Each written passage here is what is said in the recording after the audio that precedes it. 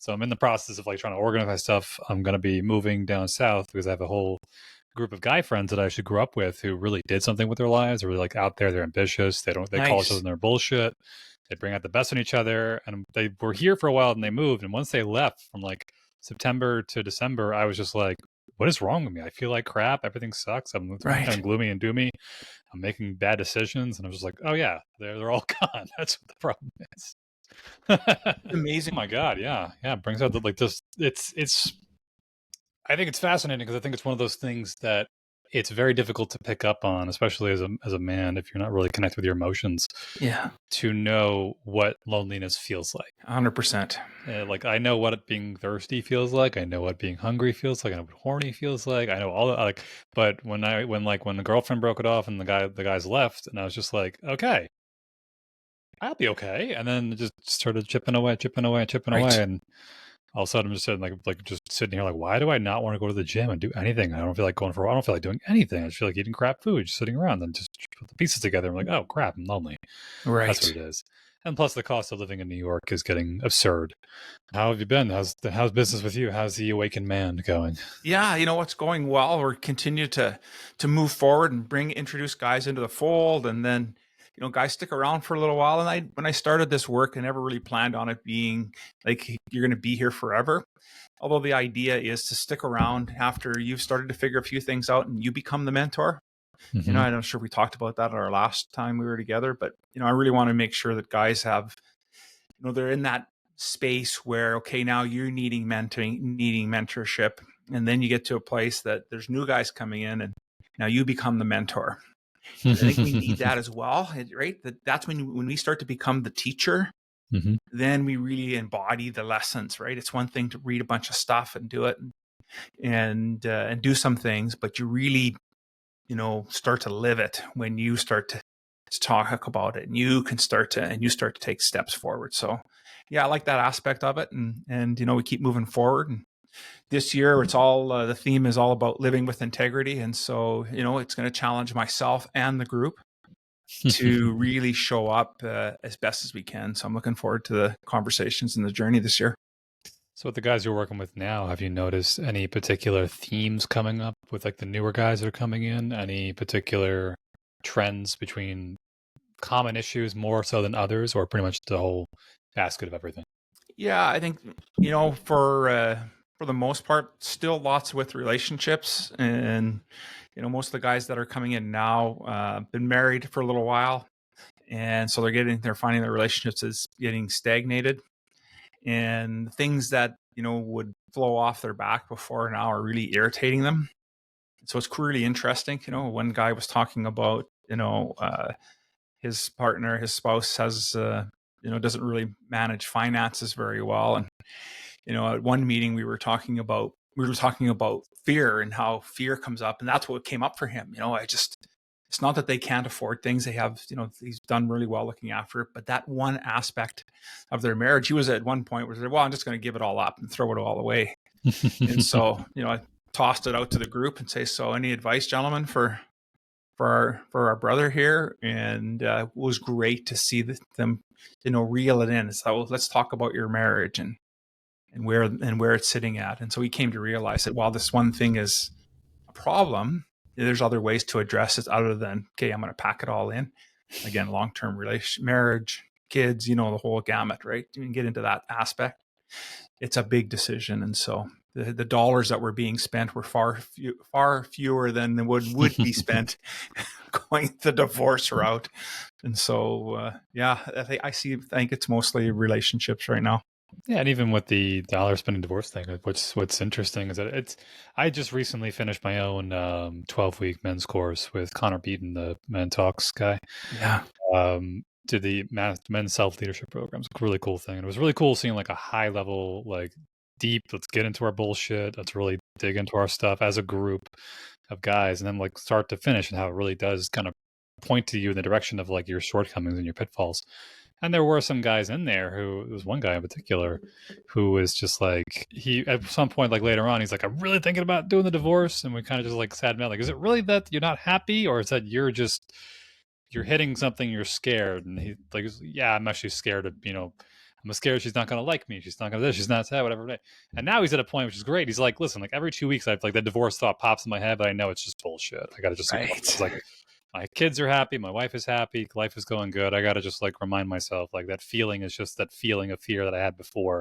Right. And in the bigger picture, it seems like an outlet that's like, oh, this will help me solve my problems if I just run away from it. And it only opens up an even bigger can of worms when you do that. Absolutely. Yeah. So with the relationship stuff, is it mostly younger guys, older guys, long-term, short-term, mixture? Yeah, actually it's a little bit older guys. Okay, so I'm in my, I hate to say it, but creeping up on 60 now. And so the guys that are in the group are in their 45, 55 age group. Mhm. And so it is, they've been in longer term relationships.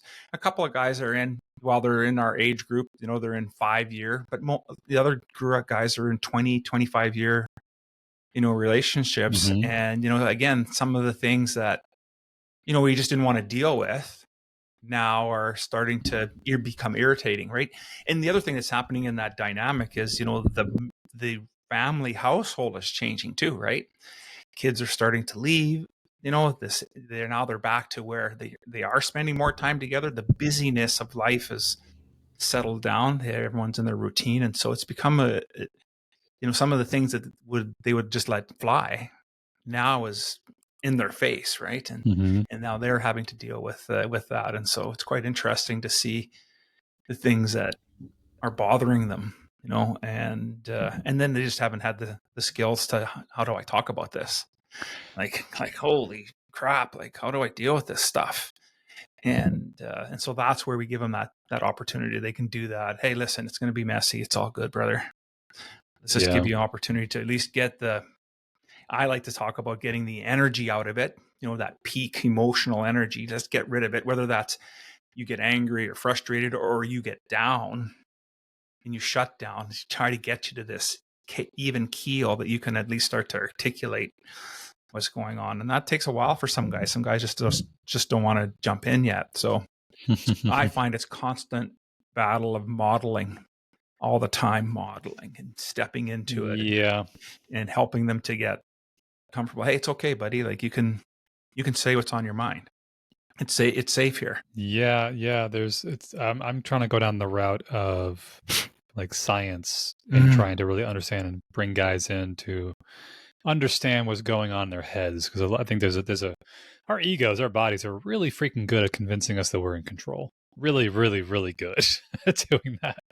Especially our brain thinking like this is all your decision. It's totally what you wanted to do. You definitely wanted to eat those Doritos and watch porn and go to sleep at 5 a.m. playing Call of Duty. It's totally your choice. Absolutely. But that in the case of those guys before, like there is this reluctance to step into emotional discomfort, especially in the space of other men, because there is built-in competitive wiring going on. Like you have sense of like, I have to be tough, I have to be strong. Why? Because that guy, he's going to see me as weak. He's going to see me as less than.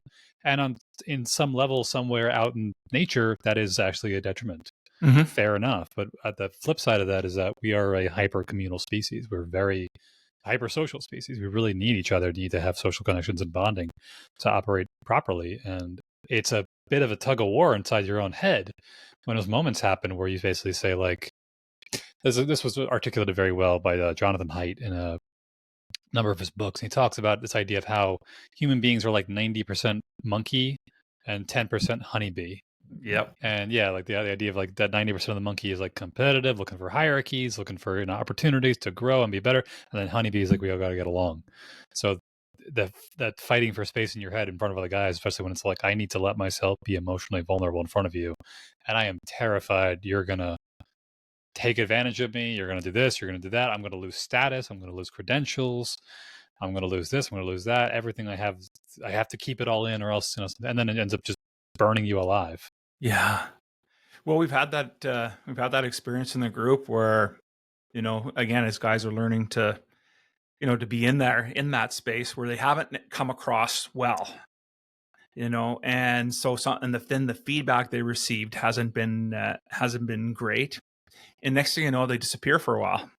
Like they're just, okay, I checked out, man, I'm gone. And I really found that interesting as the as the leader of the group, I'm always following in and go, hey, I haven't seen Mike in a while. I better reach out to Mike. And is everything okay, brother? What's going on? And sometimes they'll respond right away. Other times they still tend to go back to old habits. And I think that is that piece of, now I'm going to cocoon, I'm going to protect myself. It's that ego stepping in. Mm-hmm. And, it takes balls to stand out there and be in it. I just finished doing a 10-week program there with Owen Marcus with the MELD community. And they really focus on, really being in tune with what our body is saying to us. And that was a real eye opener as well, in really understanding, for me anyways, about, recognizing what's happening inside of me, and then being able to pick up clues and cues from other guys, and just in facial expressions, color changes, just all that stuff was really unique for me in really learning this work. And I thought, wow, what a powerful tool. And so even starting to employ some of that in the group work has been a big benefit. Yeah. I always say, like I'm saying this all the time. What I say on a regular basis, though, when this kind of topic comes up, is that everyone is fluent. It should be fluent, whether they realize they are, whether they realize it or not, in 2 languages. Either one, whatever your primary language is, and 2 is body language. Mm. And like, you don't realize how many cues. I've noticed this in myself when I'm talking to somebody, and then I'll maybe say something that hits a nerve, and then like they kind of real quick, like it could be a flash of it, and all of a sudden my entire opinion has just changed in less than a second, and like instantaneous. And then I'll walk away, go like, "Why the hell did I say that? Like, it's not what I felt. It's not what I thought. What the hell?" But like, it's fascinating to learn that like there's so much that your eyes are looking at in your environment that you don't realize you're looking at. Yeah, you don't even know that you're picking up on.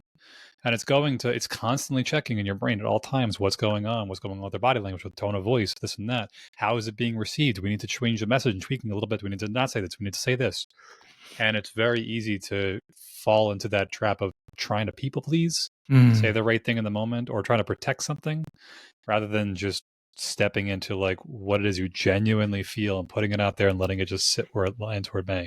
And then getting comfortable with being okay with just being authentic. Yeah, absolutely. I think that is probably, if there's a mission for all of us, is to live in that time and space of being authentic, and to be okay with it, knowing that there are going to be people that won't be okay with it because they haven't done their stuff, right? They're not dealing with their piece. I see that in work environments. I see that in different kinds of relationships. And it's really interesting. We had, so we just celebrated our 20th anniversary this year. And so we had a bunch of folks over, some folks from the wedding party, and had my youngest son over and that. And then one of the conversations got into, just so happened that one of my wife's friends, where she works, knows my ex-wife. And so my son was talking about, this place and how bad this place was. Well, he didn't put the 2 and 2 together that person he was talking about was in the room. Well, let me tell you, watching the dynamics around the room as that realization came forward, it was like, whoa, the tension and the pressure that was sitting in the room. But it was great to see that at least on her end of it, she had the wherewithal to not overreact, right? Just bring forward, by the way, is your mom's name so-and-so? He's like, that's when it's like, ding. For a mid-20 something, to realize, hey, buddy, it's all right to speak, speak your truth, brother, go right ahead. And there may be, you may get a bullet shot at you, and are you prepared to handle what comes at you? And he did a pretty good job, I'd have to say, and didn't backpedal, and it was what he felt, and she able to provide some different perspective on the whole relationship piece. And so it was just interesting to see the dynamic play out, watch how people interact when they are trying to be authentic, and it doesn't always land well. Yeah, it's trying to balance authenticity with everyone in the room, and it's if we can completely cut out emotionality entirely, it'd be very easy to be authentic with everybody because you wouldn't care. But there is a lot of these little subtle systems that go on in your brain that are constantly checking for, like, again, like social standing, social cohesion, social just making sure everyone's getting along. You're still welcomed by the group. Everyone's, okay with you being there. You're saying things that are not kind of being challenged too much. Right. And if you don't recognize that's happening in the first place, that it's all like 99% of it is in your head. If not 100%, really, if we're being honest, it's like 100% of it's in your head. I noticed this when I was like, I have this roller coaster with going to the gym. And even with the holidays, if I'm just being honest, I completely fell off track with everything. I got back into like bad habits, playing video games, all this stuff. And I'm stressed from like the move, trying to figure things out, giving up my life here to start something brand new down south. And it's all just like, I just repressed. And one thing was like working out on a regular basis. But I've noticed in the past how like, I stopped working out the first week or two. I just feel like everyone's looking at me. I feel like I look like shit. They know how I feel like crap. And then like 3 weeks later, I'm like, I'm the fucking king of the gym. I own this place. I'm the best. Y'all wish you were as good as me. But I look exactly the same. Maybe a little bigger if I'm working out on hardcore. Yeah. But like the difference in how I look is exactly the same. And when you can learn to start capturing that feeling, and saying like, no, this is not what they think. This is what I think they think. Yes. And even if they do think that, it's not going to physically hurt me. Making sure you get that separation. Yeah. Yeah, that is so true. Lots of great stuff there. I would completely agree. 99, if not 100% of that is all the action in our head. And in the end, do we really think we're that important in that room? Right? Like everybody's looking at me like I'm not that important. And when that's what I tell myself when I'm getting down that rabbit hole of those stories, is going, okay, wait a sec, Al, am I really that important? And the answer to that question is I'm not. And so go about, do my day. Go out and do what I need to do. And but yeah, absolutely. It just you get into those routines and you start to recognize that how you come in may not be as strong, and then you start to get that momentum and you start to shift the perspective. And it's still all in our head anyways. Yeah. And it's interesting you mentioned, like, am I really that important? I know I've bounced back and forth. I'm curious what your opinion of this, and I kind of have a good sense of how to answer this question for myself. It's like almost like I found myself barriered between like ego and not humility, but it's just like humiliating myself. It's almost like if I start to fall off, I'm like, I'm better than this. I could do more. And I go start doing better. I'm like, yeah, like, calm down, bro. You're going like, aren't you a little bit getting ahead of yourself? And then I start falling. Oh, you're better in this. And they're like, oh, calm down, bro. And you kind of like barrier yourself between these two like ranges of like, how high should I go, but how far should I fall? And when I start to do self-improvement, I'll notice this feeling of like, oh, like, who do you think you are? And then when I start like falling down, like, bro, like, why wouldn't you want to take care of yourself? And you said a second ago was, like, do they really think you're that important? And there's a balancing act of like, you are important, just not to the people in the room right now. Exactly. And finding the people in your life, could be friends, family, spouse, kids, whatever, like that you actually value you. Your tribe, whatever it is. Don't feel the need to impress every single tribe out there.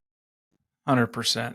That's a great nuance there. Yes, absolutely. Because obviously we are important. We are important to be, because we are here on this planet, number one, and we're important for the people that are in our lives.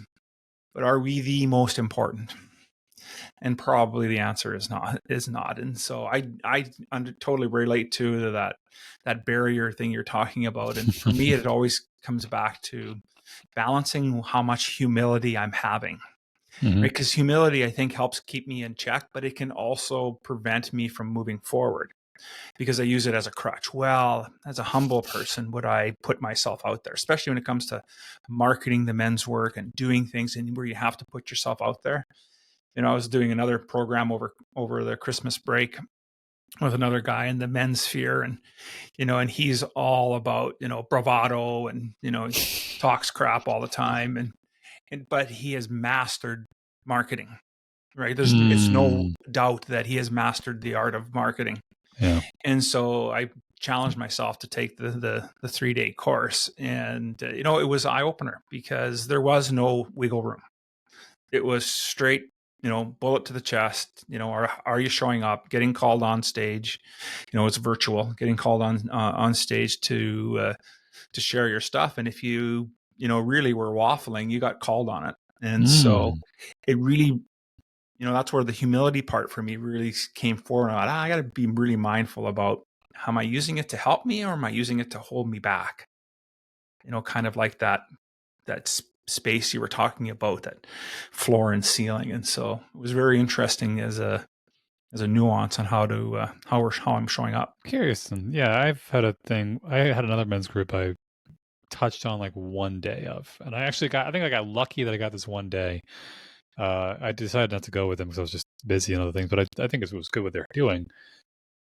The one day, and each of them kind of had like a check-in, and one of the guys in the group, he basically said like, "Hey, I'm checking in, but to let you guys know, I'm taking a break from the men's group. I'm stopping for a little bit," and they all just kind of like lost their shit.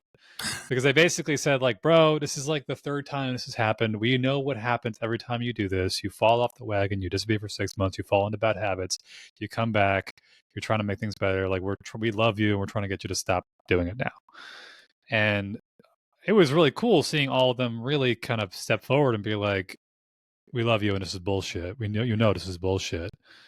But what was interesting about it was that it was all extremely, I would say, assertive in the way they went about it. And I think what this guy needed was more of a softer approach, like a more like there was like I said, like almost like an imbalance of like masculine and feminine energy within that approach of what we were talking about there, where it's just like, "Bro, we knew you could be better. You're gonna go out there and fucking crush it. Come on." It's like this guy, like he sounds like he's like in a dark place. Yes. And he doesn't need more pep rally. He needs like a soft, nurturing hug and some support. Yeah. And I can see they just didn't know how to like, because all they're just like, be a man, man, do man stuff, man, man, man. It's just like, yes. And there's also a feminine half of you. Yeah.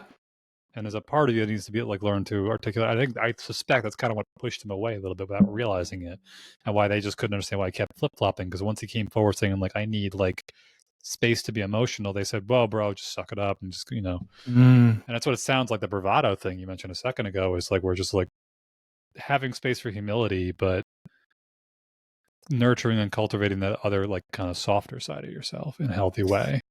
Yeah, and I'm glad you brought up the feminine aspect of it, because it tends to be something that's uncomfortable in a lot of men's groups and a lot of men's work, right? They go, "Oh, we can't talk like that," and that's kind of that was what was happening with this other group that I was participating in, and I think that we have to recognize that in order for us to be whole, we have to accept we have all those aspects of it.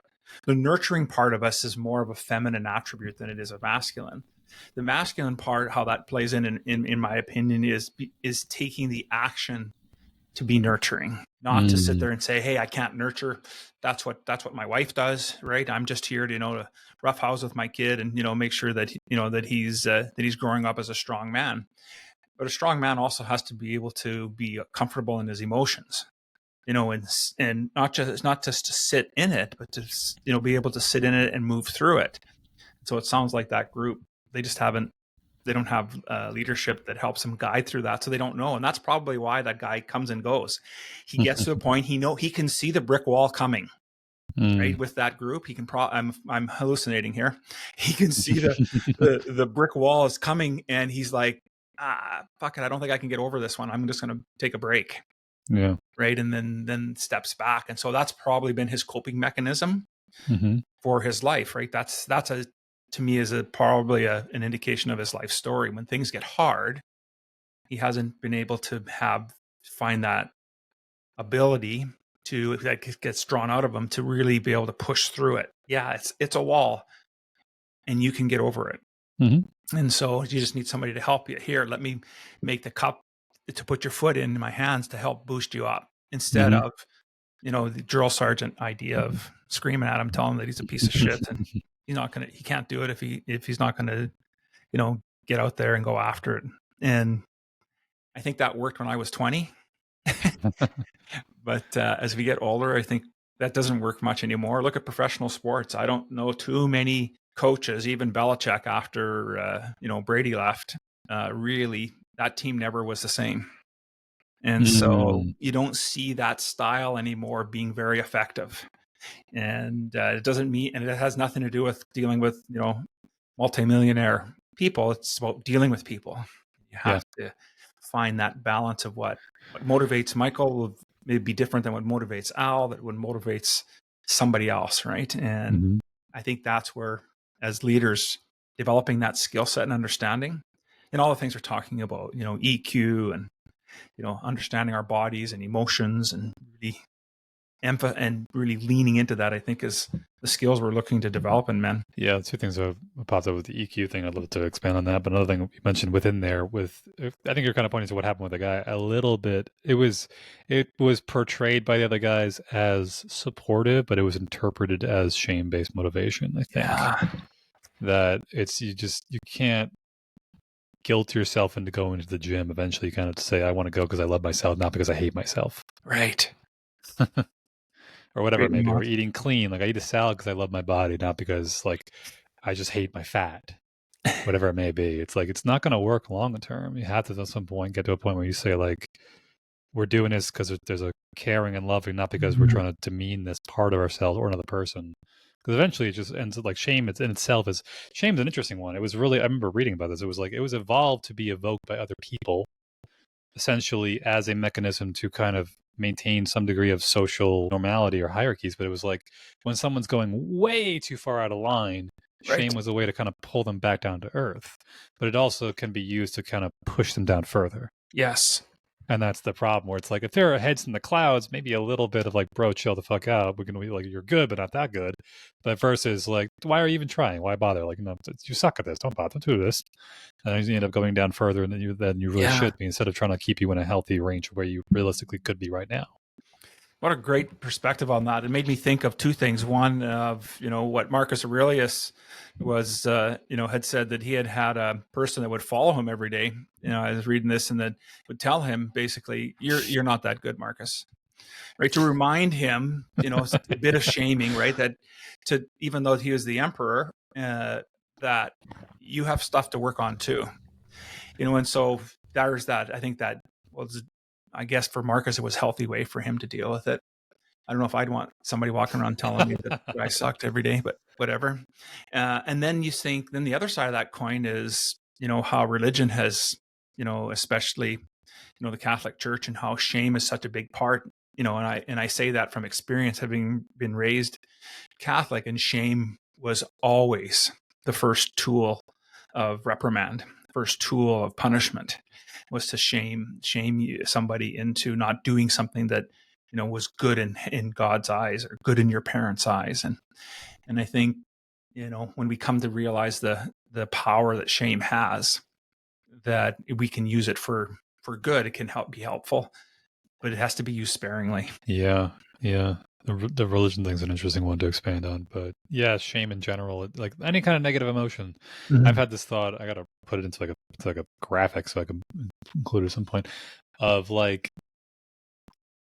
I refer to it as the humility gap, where it's like, where you think you could be, and this is like perfect Michael, 8-pack abs, beautiful biceps, perfect head of hair, like sleeps exactly at 9 o'clock, wakes exactly at 5 o'clock, does a perfect workout every day, never skips a healthy meal, hasn't touched Coca-Cola in 25 years.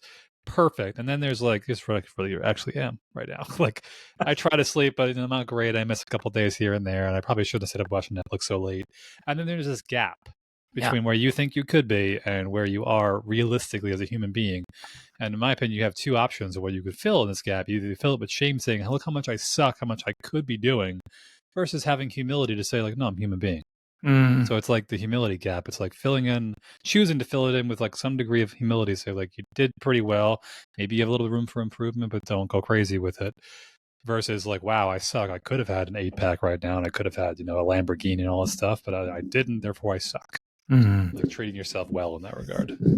Yeah, I like that. That's really the gap that we're working on this year with our group. With that, I call it the integrity gap, and in there can be that shame and or humility, and the idea would be to use, to be humble, and to make sure that, recognize exactly where you're at, be truthful, be honest. Hey, I haven't gone to the gym for 2 weeks or a month, and then what can I do today? What can I do in this moment to start to get me back on track? Get back on track, and just be honest. Just be honest with yourself, and not stop lying, and stop BSing yourself about, well, I'll do it on Monday. Yeah, for sure. Monday's probably not going to happen either. Oh, I like this with like accountability. I remember hearing from somebody, it was a really good idea. It was, if you have a gym partner, first of all, get a gym partner if you don't have one. Personal trainers can be expensive, but if you have a good buddy you work out with, like, get a gym partner. Secondly, swap your shoes. Give him your gym shoes and take his. So you can't work out if he doesn't show up, and vice versa. Love that. Because you have to show up, otherwise you literally can't work out. And so it was a really cool idea, just like almost forced accountability. But in general, even in those regards, it's like reducing friction where possible and increasing in other areas. So it's like, if you're trying to work out, you can't get into the habit, like, leave a bag of gym clothes like at the front door. You have to walk over it just to leave the house. But then at the same time, if you're having a junk food problem, don't keep it in the house. Increase the amount of friction you need to do to like get to do that thing. And the more you start to fall into those habits, the easier it becomes. Or even like the accountability buddy. There's a big part of us. It's like, I wouldn't care if I didn't show up to the gym today, but if he was expecting me there, I'm gonna feel like a piece of shit if I just didn't show. If I was sick, something happened, emergency, understood totally. Yeah. If you didn't do it because you could have did it and you didn't do it, like, you should feel like crap, and it's temporary shame. It's helpful, kind of gets you back down to reality, do what you're supposed to do, then you let go of it and you move on, you improve from there. Totally fine. 100%. Yeah. The emotional intelligence thing was an interesting part we talked about earlier too. Was a lot of I'm trying to map out like a framework of what I see a lot of people nowadays. What's so funny with my line of work with massage therapy, I get a lot of different people from a lot of backgrounds of life, like rich people, poor people, middle class, white, black, Asian, everything in between, single, divorced, 30s, 40s, 50s, 60s, 20-year-old, 15-year-olds, everything. Like, literally see all of it. And I see a lot of people having the same problems and not realizing other people have the same. Like, I'll literally have a person walk in and complain about something. Like, I feel like I'm the only one. And the next person complains at the exact same thing. Like, I feel like I'm the only one. Like, you should have just came in 10 minutes sooner and you would have had somebody to talk to about this exact same problem. But one of the things I noticed, especially around the men's work in particular, is this quick interpretation of looking at a guy where they are at in life and then immediately making a judgment about like who they are, rather than asking the question of like, what was the sequence of events that got them to where they are now? Right. Like, if somebody robs a bank, I've heard this before, like, who does that? Like, nobody whose life is going great wakes up one day and says, you know what, today's a great day to rob a bank. Like, you had to have a series of just like frustrations, financial insecurities, downtrodden. Eventually you got so desperate, you said, like, the risk is worth the potential reward. Right. Because I'm so far down the chain right now. And so what I see with people, it could be wives talking about their husbands or people talking about their kids. I don't understand how, like, they're this old and they still act this way, or why is it they still act like this, or why didn't they do this? Why didn't they do this? And I always say the question, like, or I hear the stories of the guys who were like in their mid 30s or late, like early 40s or maybe even later, who are addicted to video games and they're still with their parents and like, oh, they're just a loser. That's just all they are. They're just a loser. Like, yeah, on some level, yes. And how did this happen? Well, it just, he just decided he didn't want to work. Okay. Did he have work ethic modeled when he was younger? No. Okay. Did he have was he like taught how to step out of his comfort zone on a regular basis? No. Was he like spoon fed everything by his parents all the time? Did he have a chance to try and do things for himself? Yeah. Like, are you really that surprised that he is where he is right now? That's a great perspective as well, Michael, because it is true. It's not just the one piece, right? We're seeing the end result of what, and as I mentioned earlier during my hallucination, is the potential coping mechanism, because that's what I'm trying to do as well. I'm trying to piece that story. How did this guy get to where he is today? And how did I get to where I am today? And then it's about just backtracking and checking your steps. Well, what were the moments in your life that came up where pressure was applied to you and a bit of your character became revealed? Because I don't think pressure, builds character. I think it reveals to us who we are in that moment. And so do we carry that now forward? If something happened to you, like for years, I was a big sports fan, big sports player in high school. And, it was the graduating year that I had. Our football team hadn't lost a game in 2 years. And the only game they did lose was the championship final in the second year. And so this is a group of guys that I grew up with, and I played basketball. And, we were winning in the provincial finals, and then we ended up by ultimately losing the game. And I carried that loss with me going, well, I'm only second best. Right.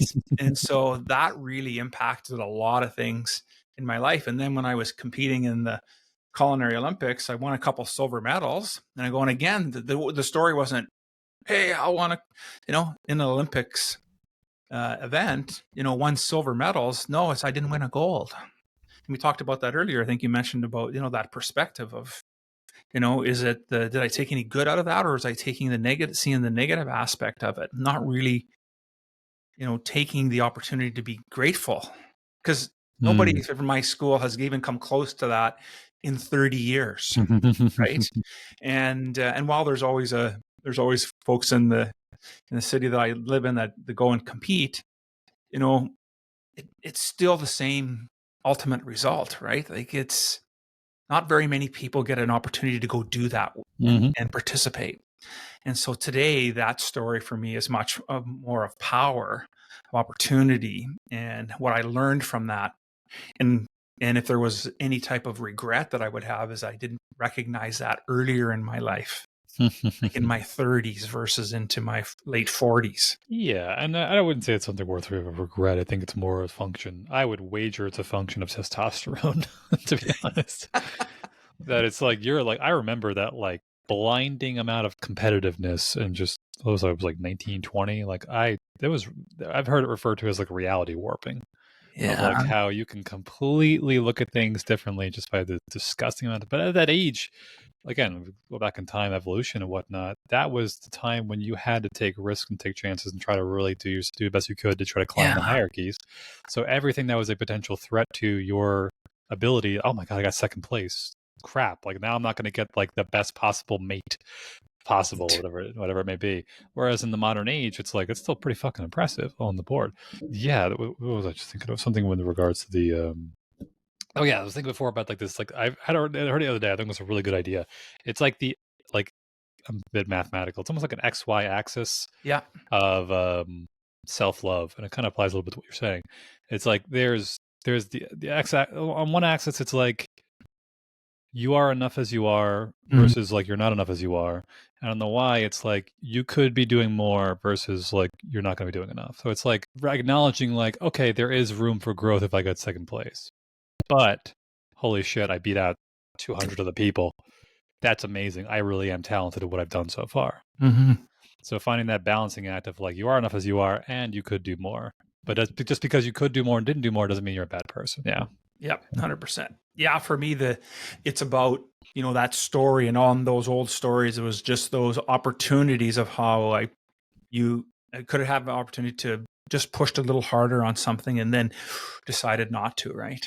And I think it's that learning and that how it shows up. Again, the reason to bring it up was really about the point of the coping mechanism that we develop, and unconsciously, right? We just start to do these certain things, the sabotage, become our own saboteur in our journeys, and we get to that point of where, okay, I've been here before, and that's when the anxiety starts to come in. That's when these other emotions that we're not usually dealing with, at least for me.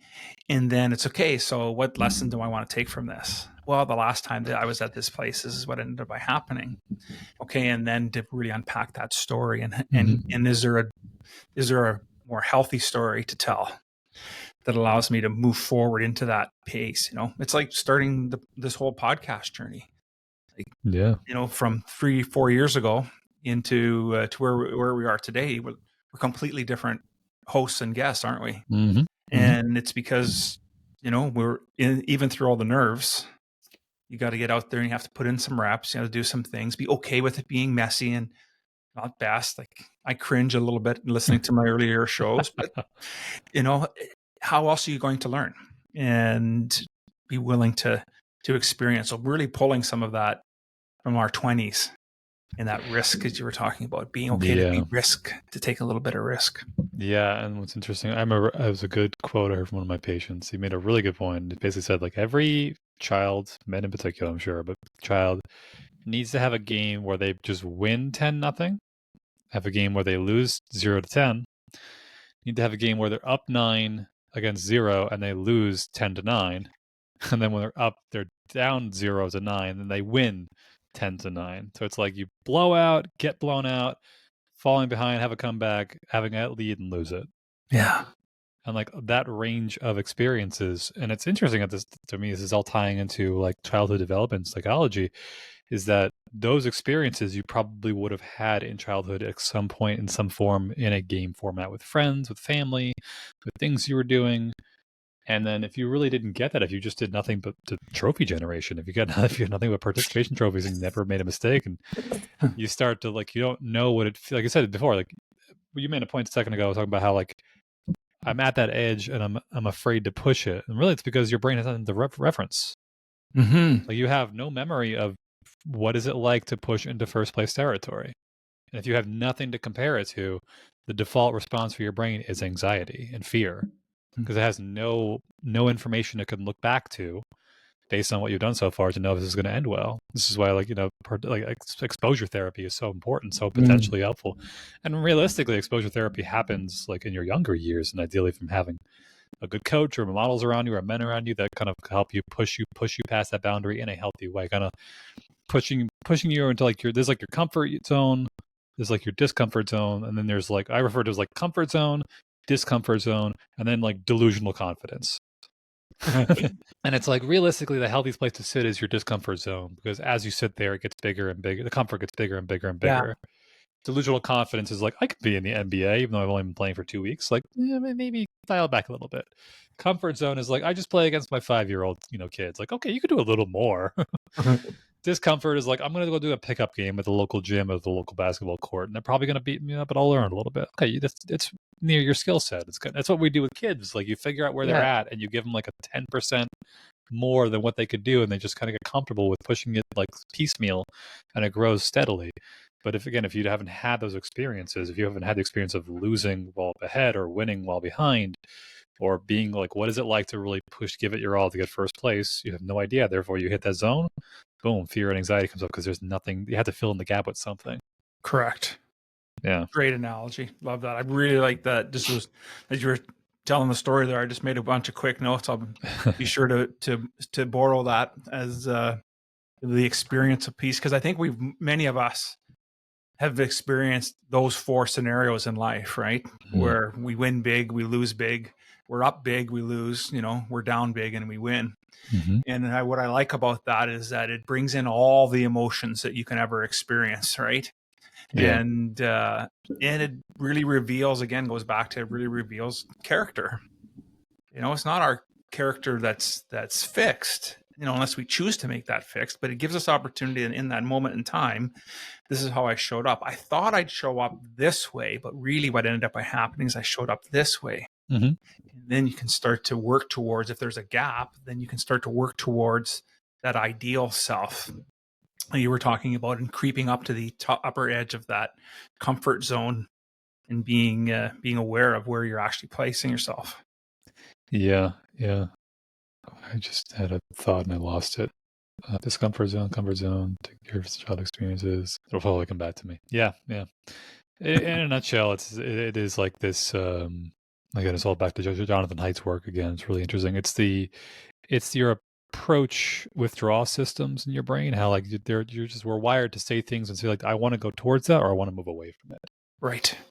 And you need to really saturate your brain with experiences in childhood to get those alarm bells to kind of calm down enough when those opportunities come along. And I think there's a certain degree, that's what I was thinking of, like kind of like pressure builds character or reveals character, and how you might do something under pressure, and like say you're under pressure to do something, like the pressure is like you're out somewhere and you see like a person being like physically assaulted and you want to help. But then you end up getting nervous and run away. And maybe you think, oh, the revealed character is that I'm actually a coward. It's like maybe you just didn't feel like you were really fit for the situation. But if you could take that situation and learn from it. Yes. And say like, I was cowardly in that moment, but I voluntarily stepped into the discomfort of acknowledging that, and then say, what can I do to improve this for next time? Right. So that next time I'm not going to be a coward. Next time I'm not going to succumb to fear. That these individual moments don't define your entire character. Your character could actually be much deeper and more pronounced if you could just keep refining it through experience. Completely agree. And that's what I like about the one point you're making there is that, in using the scenario of the coward, what we tend to do is say that I am a coward, right? And so we attach ourselves to that scenario, and that's not the truth of it. The truth of it is that you may have acted cowardly, and then based on what the type of the scenario was, it may be the most brave thing to do. Yeah. Yeah. Depending on what it is you're dealing with, right? And so I think it's really about not defining ourselves, as you were saying, and saying, well, now I'm a coward. Yeah, I would question on you're the coward.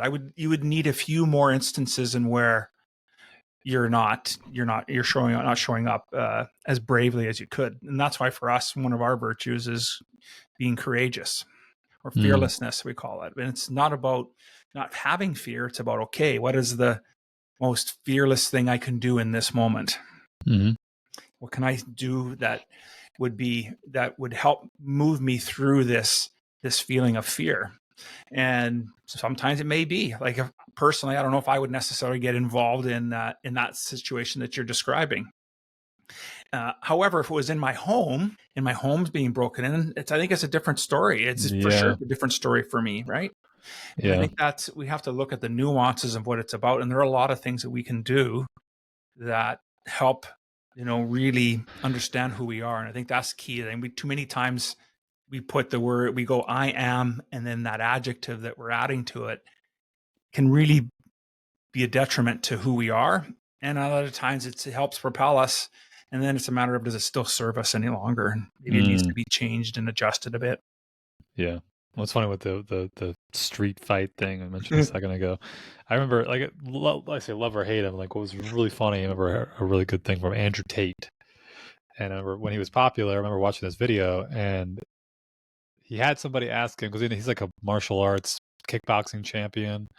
He asked him, like, what's the best style of martial arts to, like, win a street fight? If you do a fight in the street, he's like, the best style is run the fuck away.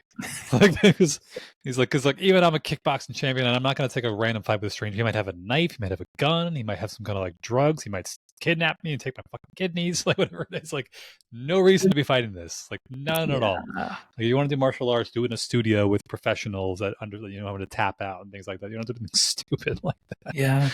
So in those situations, like, oh my God, you ran away from an opportunity to fight a dude in the street. Like, yeah, because that's the smartest thing to do in that moment, is to not like risk my life. Nothing cowardly about that. Yeah, because real life is not structured. Yeah, right. Nothing. It's not like being in an octagon or a squared circle or whatever. Right. Like, it's just not that structured. It's not that simple. There's far too many nuances that are happening in day-to-day life, and I think, and that's what I enjoy about doing all this men's work, is that, I don't know for you, but for me, I'm always finding more stuff about who I am, more and more stuff. And I don't know if this work is more for me than it is for the group of guys, but everyone seems to be enjoying the work. And so it's just, when you're sitting into the thing that you really enjoy doing, it truly is eye-opening and, deepening. I think part of what we evolved as humans is that we need other people to act as a reflection of who we're presenting as. Yeah. And it's not even like something you can negotiate, kind of say you can live without. You really don't know because there's parts of every person, good or bad, that are just like not the best parts of us. There's just like, everyone's got that like those inner demons, those thoughts of things that everyone have thoughts of like wanting to punch somebody or kill somebody. It's like, if the thought crossed your mind, the potential to do it technically does exist. Sure. But you're not going to do it, hopefully. But yeah, having other people is part of what keeps the worst parts of ourselves in check. Yeah. Like, external accountability is actually, I say external accountability is not a bug, it's a feature. Like, it's built into our software. It's actually a part of how we're supposed to operate. We're not supposed to be like lone wolves who can manage all our emotions and our impulses by ourselves. We actually use other people to help keep us in check in a healthy way. Completely agree with that. And I think, and that's part of the challenge, I think, where we are today in society. I really believe we're in this fourth turning. I don't know if you've been doing any research in your path on this, the four turnings in society, but this fourth turning is when we become, where society in itself becomes all about me. and it Individualism. becomes very Yeah. hedonistic. Yep. And so we move away from any type of authority, right? We become I am the authority. Mm-hmm. And while there's some power in that, I really think it's a detriment to us as individuals and as a society when we don't have something else that pulls us to. And I think we're coming near hopefully here in the next, we'll see what 2025 and the rest of this decade pulls out for us, that we finally break through and we start back to having, a sense of structure and a sense of what we need. Because I found in my life that the further that I moved away from God and all of that aspect and became me, it was about me, then the more challenges I faced. Mm-hmm. And so today it's more about, how can I show up and do good work, Mm-hmm. and be centered in who I am. And so I think that's where we are sitting in society today, is that we just have a lot about, it's all about me in general. And I just find that that's can be very problematic. Two things have popped up. The forthcoming, to me, the forthcoming sounded like the fourth stage of that cycle, which is like hard times create good men create good times create weak men create hard times. And I was like, we're probably in like stage 4 right now. Agreed. Essentially. And there is something to the idea of like authority. And I think people hear that and this is a good quote by Jordan Peterson that was like, you're a terrible slave and an even worse master. like you can't even lead yourself. Who the hell are you telling to lead somebody else? Like, let's be honest right now. Yeah. And something in that with like the individualism is that it's a must be, I think it's just like a collective ego thing, that people have this impression that they don't need external authority or accountability, that they are just intrinsically good-natured people. And I think anybody that, I'm not a father yet, hopefully someday, but anybody that's ever had like a baby or a toddler knows like how murderous and suicidal those kids could potentially be. And then you have to cultivate and discipline civility into them over time, because they're just nothing but ego at that age. Like the world literally revolves around them in their own head. And there's this impression that like when you get older, two things. One, as you get older, you just naturally mature. Is it two things? Like you just at 25 years old, you just get like a download from the universe. Like, oh, now I'm a mature, functioning, healthy man, and I got my impulses under control and all this stuff. Like it just happens naturally. I guess the second one thing would be like that keeping them in check doesn't require consistency from external sources. That it's like, be honest, I'll probably like something out there soon. Over the holidays, I had this weird grace period of like, I'm trying to get the move going, but I have to like, get a bunch of things sorted out between my license and moving down. I got to find the apartment. I got to like get rid of this apartment. I got to sell my furniture, and everything just slows down in the holidays. And I just like got into like binging on video games. I got like nothing done. And I know it's like if I had a spouse around, I would have never done that, because I would have just felt like a piece of shit thinking like I'm sitting there playing like Call of Duty for 8 hours. But at the same time, I'm home alone by myself. Most of my friends moved away. My girlfriend's out of the picture right now. Yeah. I fell to the worst version of myself again. And so I think, that men in particular, for keeping on topic of this, is that we need guidance to show it, like, what does maturity look like? How does it can be modeled? What are the emotions we should express in a healthy way? How to express them? What not to listen to? What to listen to? What it means, and then maintaining that through time. Yeah. Because again, like I said, I've done some great things in my life, and then the past couple of weeks, I just went ballistic with video games. So it was like, oh yeah, so that part of me is still in there. Yep. And the ability to keep it in check is a function of who I surround myself with. Mm-hmm. Yeah. Yeah, the accountability piece being like it's a feature, not a bug. Yeah, and how it's just like I said before, we use people as a reflection of where is, even with relationships. It's like relationships of any sort. It doesn't have to be like when I say the word relationship, the first thing that pops in my mind is like like boyfriend girlfriend, but it could literally be like man to man, husband to wife, father son, father daughter, wife son, wife daughter, maybe friends, coworkers, that you use relationships to bring out the best parts of yourself and to carve out the worst parts. Yeah. By sitting in that crucible together, we'll say, like, you kind of need those relationships around to kind of keep the best parts of yourself from falling out of favor. Yes. I guess is a good way to say it. Yeah. Yeah. Yeah, the thought I had was you were talking about accountability. One of the Hmm. things that when I started doing men's work, I told my wife and I was telling myself that, yeah, I'm not following up on these guys. Like they got to just show up and be able to do it on their own, and all this manly stuff. And then I found over time now that a gentle nudge, and we need that as we're tying into accountability. That gentle nudge. Hey, Michael, I haven't seen you in the last couple of men's groups. Are you all right? What's going on for you? Do you want to get on a call? Here's my, if you didn't have my cell number, I'd give you my cell number. And so I would do that for, a little while anyways, until I would get a response from you either, hey, yeah, thanks for reaching out. And then you plug back in, or, I'm done. Thanks very much, but I'm moving on. I need to get one of the two pieces resolved for that group. And I felt that because we need that, we need somebody to push us, right, and challenge us to, okay, why are you, where are you at? Why are you doing this, right? And so I find today I'm more into following up with guys, especially when they're first coming into the group and they haven't completed their first assignment. Because one of the things I get them to do is to write a personal mission statement. And so it gives them at least a baseline. Let's just start somewhere. And so when they haven't had that homework done, in the software that I'm using, I can see that it hasn't been completed, and I can follow up with them and just say, hey, how's that mission statement come in? Do you need an opportunity? You want to get together and talk about the values assessment or whatever it is that they may be stuck on, but to encourage them that it's okay to do this work, and it's important work to be done.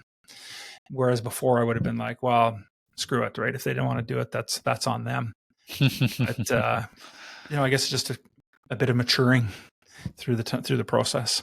Yeah, I think there's some people that just need like that little nudge more than others, or need a hard kick in the face, whatever it is. Sometimes the people that just know that there's parts of themselves that will just constantly try to drag them back down. There was a good video I remember watching, was of Connor Beaton's, and he made a point to say, like, figuring out in your life, are you a number one, a number two, or a worker bee? And there's nothing wrong with wherever you decide you want to land. But sometimes it's like, you might be the person who's like, I want to do something, I want to build something, and I'm going to get to it, and I'm good. And I see people giving the gentle nudge. And sometimes, like, if you're the worker bee, it might be like, you just need someone like a boss overhead, kind of like making sure you're staying in line and getting stuff done, because you just naturally fall, or you're not that ambitious, or you have a certain interest in life that don't really line up with like a bigger vision in your life. But figuring out what it is that you really need. I remember back in my college days, I've referenced this a million times, I used to do rowing. I was in the crew team, and I'll never forget how many times it's like you wake up at like 4:00 in the morning, and you're sitting there like, I have no interest in going to like sweat my ass off while still walking into freezing cold water, blowing out my lungs, and then I had to go about the rest of my day. But then you think like, yeah, but if they show up and I don't, I'm going to feel like a piece of crap. So like, part of the reason I joined the crew team was for discipline. I knew I needed it. I knew it was going to suck beyond belief, but I needed someone to just kick my ass, because I was having a hard time kicking my own ass to get myself into doing things. And it really helped a lot with like discipline and getting stuff done in life. That's so important for us to recognize. And I think that we have, I bet you, at least for me, I won't hallucinate for your life, but for me, there are aspects of my life where I don't need that I'm the number one for sure. Mm-hmm. When it comes to work and taking care of business, like I'm, my day job, like I do that. I don't need anybody to push me to do that. However, hiring a business coach is something that I need, right? Because that's a different kind of sphere than what I'm accustomed to. And so having that person to coach and prod and move me along is important. Likewise with physical fitness for me. Yeah. A workout buddy or a coach is something that I need. I'm that worker bee aspect for that. Yeah. But there are parts, I think, that's probably true for many of us, is that there's areas that we just don't need any help. We just excel at it for whatever reason. It comes natural, or we're good at it. And then there's those other parts of us where, yeah, I need somebody. I need something to help me get that discipline. This reminds me of one of my patients years ago. It was funny. Like, he was I think he was like a home builder, construction guy. And my realm, my domain is the human body. It's soft tissue. It's massage. I know the bones. I know the structures. I know the organs, all the different illnesses, whatnot. I don't know jack shit about home building. I have no idea. But I remember he always had this like humility when he talked to me about like, you're the expert in this. Like, you know, I don't know jack shit about like my muscles, my bones, what's hurting me, why it's bothering me. And he had this kind of like softness and humility when he talked to me about it. And I think people might look at someone like that and have this impression of like, oh, this guy seems like, you know, so simple in this because he's not articulate. Well, but it's like, if you ask him about home building, he can run laps around you. Mm-hmm. So like knowing your lane, knowing like what don't like find what you're good at, excel in it, but then have the humility to find somebody else who can yes, boost you up your ladder on things that you're not familiar with. Yeah. And it's like that external accountability and just like the coaching, the knowledge and whatnot, the group, having somebody that can fill in the gaps for you. Yeah. And just I was just envisioning that how you were describing that also in his tone and his presence would probably shift between a lane he's not comfortable in and the lane that he owns, right? And I think that shows up true for lots of us. You want to talk about, running restaurants and culinary and all that, then absolutely I'm your guy. You want to talk about, what you do for a living? That's not me, man. I'm going to lean on you help me understand, right? I'll know just enough information to make me dangerous to myself, right? And so you need to have you'll show up differently. And I was envisioning that's probably how many a times we show up. We can tell that when we're uncomfortable and we're willing to be humble. That I just don't know what I don't know, so I'm going to lean to you to help with me with that and trust in your expertise. And again, that tying back to men's work, I think that's why guys come as well, as they're looking for some form of leadership. And while I always say to my group that I'm not the guru, I'm not your guru here. I've been down several different paths and I've experienced a few things. I might be able to help point out where their potential landmine might be, but it's really about walking shoulder to shoulder on this journey, because your experiences are vastly different than mine. Yeah, absolutely. We'll wrap it up with this one last one. What do you think is the major takeaway point of why men's work and men's groups are so important for men? Yeah, I think it goes back to our original start of this conversation, the importance of having a tribe and having somebody to bounce things off of, and not just from that locker room perspective and where that kind of talk can be very surface level, but about really being able to be in an environment where we can deal with the deep stuff. Whether that's, you want to talk about that as being shadow work or the things that make us uncomfortable, and even celebrating the successes and being able to share that with others and doing it in a way that helps lift people. And I think as men, because we've lived with this competitive environment all our lives, and we touched a little bit on that also today, and on even in our men's group, there is that still piece sitting in there.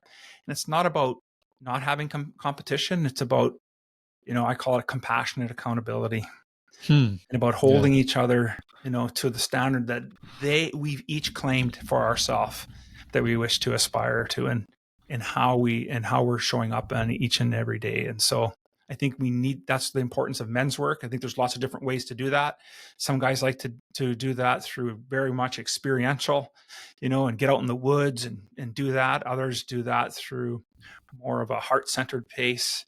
And I think there's a different way for all of us to show up. And so find a men's group that resonates with you, whether that's, your work, my work, Mankind Project, Sacred Sons. There's tons of them today that you can go out and do. And it's really important for us men to be able to raise the level of our consciousness, because we will be the leaders for the future, because we will be raising them. I'd love to talk to you about the relationship thing, especially in regards to women's perspective on men, but that'll be for next podcast. Where can we find your content, your information? Yeah, the best place to go is to awakenman.net.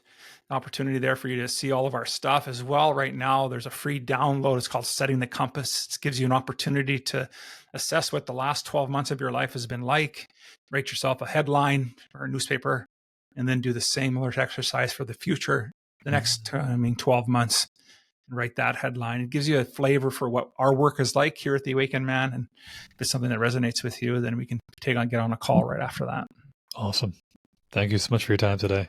Thank you, Michael. Loved it. Awesome.